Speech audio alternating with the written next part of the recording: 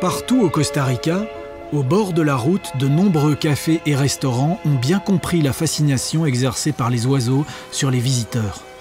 Ils accrochent chaque jour des dizaines de fruits, sur lesquels viennent se nourrir des centaines d'oiseaux de toutes les tailles. Ils accrochent aussi des mangeoires pour attirer les petits bolides volants. Le Costa Rica en compte une quarantaine d'espèces différentes. Pas besoin de grands moyens technologiques ni de grandes recherches. Dans tous les petits cafés sur le bord de la route, les gens, au lieu de mettre des graines comme chez nous, mettent de l'eau et du sucre dans des bouteilles comme ça. Et hop, les colibris viennent prendre le café avec nous. Habitués et insaisissables, ils viennent se nourrir à quelques centimètres des visiteurs de passage. Même sous l'œil des caméras, certains colibris n'aiment pas trop partager leur mangeoire favorite. Et la pause au sucré peut vite se transformer en véritable champ de bataille pour bolides.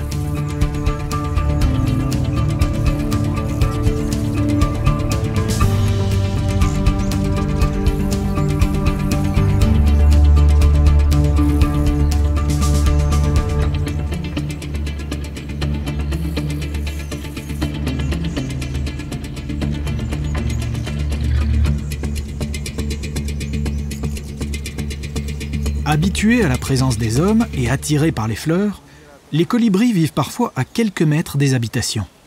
Je crois qu'il arrive. Ah oui, oui, regarde là. On a de la chance. Il nid juste là. C'est la plus petite espèce d'oiseau du Costa Rica, le colibri scintillant. Il pèse environ 2,5 grammes et mesure 3 cm du bout du bec au bout de la queue. Ce nid que nous voyons, il est fait principalement de 3 matériaux. Du lichen, de la mousse et des toiles d'araignée. Les fils de toile d'araignée procurent l'élasticité. Quand les oisillons vont grandir, le nid aussi, la taille du nid pour le moment est très petite parce qu'il y a seulement des œufs. Mais quand les jeunes vont grandir, le nid va grandir en même temps qu'eux. Quand la femelle est sur le nid, elle fait un mouvement comme ça pour réchauffer les œufs. Et ce mouvement demande beaucoup d'énergie. Et c'est pour ça que toutes les 10 minutes environ, elle doit partir pour aller s'alimenter, pour refaire ses réserves d'énergie dépensées en réchauffant les œufs. C'est incroyable ça. Et ils font aussi du son, les colibris, non ?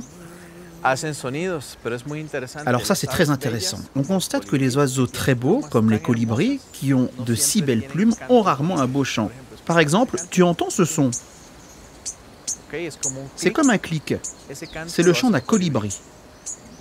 Ils ont de belles plumes, mais pas forcément un beau chant. Parce que ça demande beaucoup d'énergie de produire de belles plumes et beaucoup d'énergie de produire de beaux chants. Donc c'est soit l'un, soit l'autre. Et toi alors, tu chantes bien ou pas ? Moi, je chante assez bien. Ça veut sans doute dire que j'ai pas un beau plumage. Il est revenu là, non ?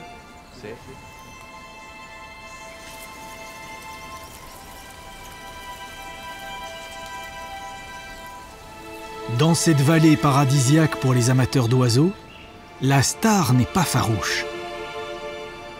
Le quetzal resplendissant se montre pratiquement tous les jours.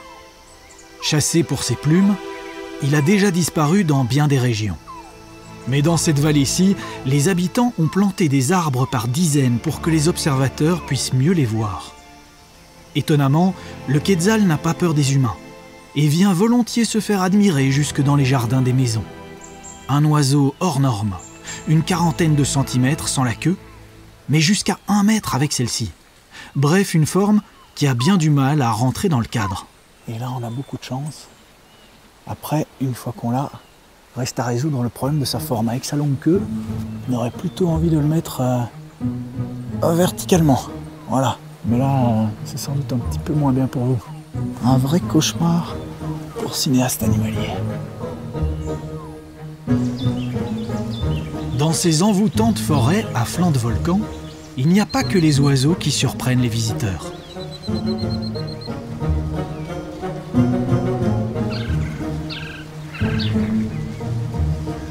Les coatis à nez blanc fouillent le moindre recoin de terrain à la recherche de tout ce qui peut se manger.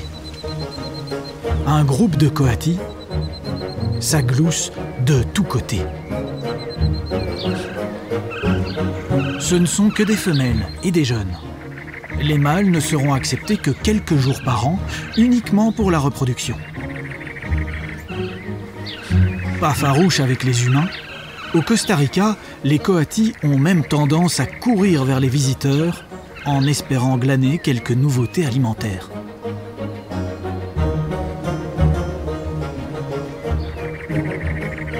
Mais c'est sans agressivité ni obligation. Et si rien ne se présente, ils continuent leur route.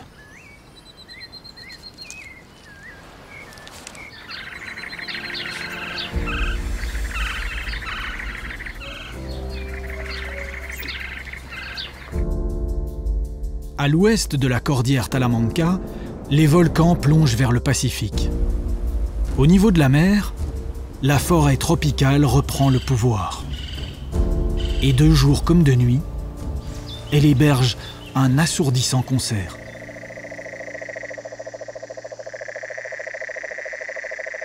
Près des rivières, des crapauds assurent le fond sonore.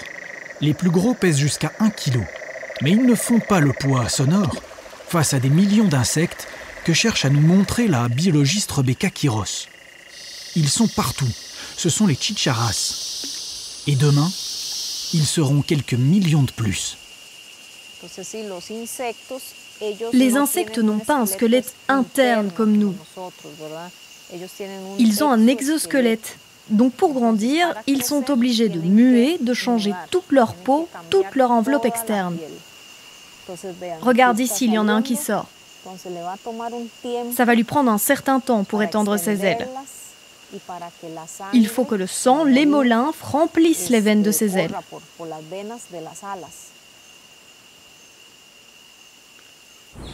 Alors que le jour se lève, Rebecca nous fait entrer sur le territoire d'un animal qui s'entend de loin et dont les cris impressionnent à coup sûr les nouveaux arrivants.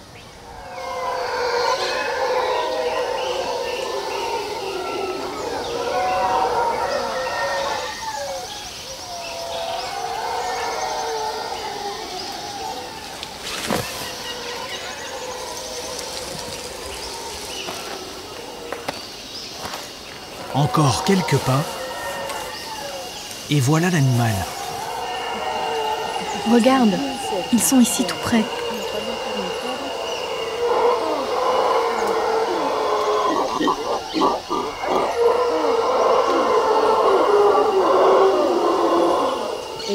Les singes hurleurs utilisent une espèce d'os creux en plus des cordes vocales. Ça donne une sorte d'amplificateur des sons qu'ils produisent. Ils ont aussi une gorge beaucoup plus grande que les autres mammifères et ça joue un rôle de caisse de résonance.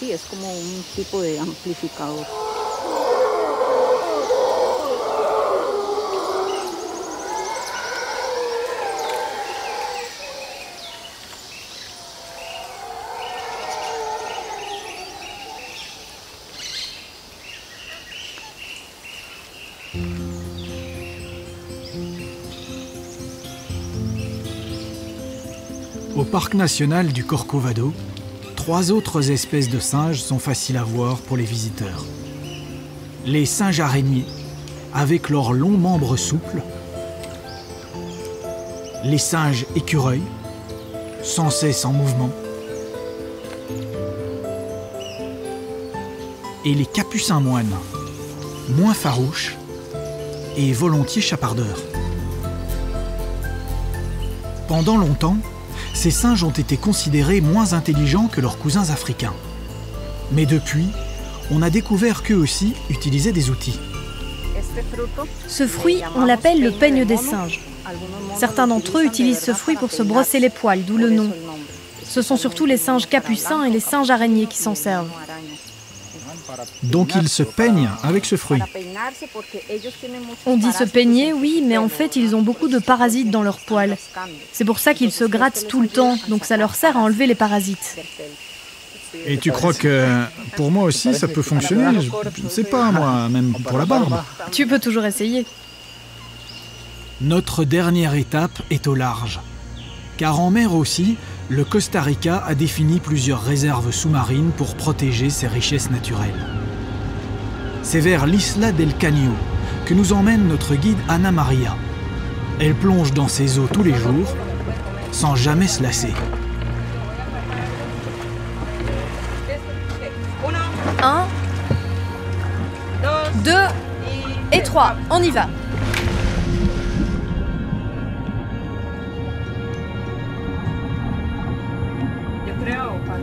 Je crois qu'en plongée, on ne pense plus à rien. On réfléchit seulement à vérifier son matériel. Et puis on découvre un autre monde. C'est presque comme aller dans l'espace.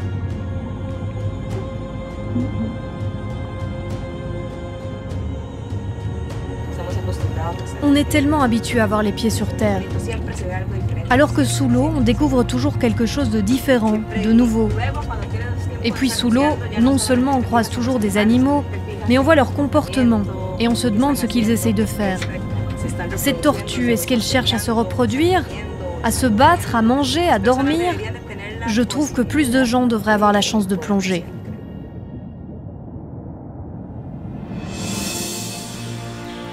Des plages de rêve, où les humains ont su laisser la place à quelques autres animaux. Des forêts mystérieuses qui ont fait une place aux humains. Une place de choix. Car partout se livre ici un peu plus facilement qu'ailleurs sur la planète le fabuleux spectacle de la nature.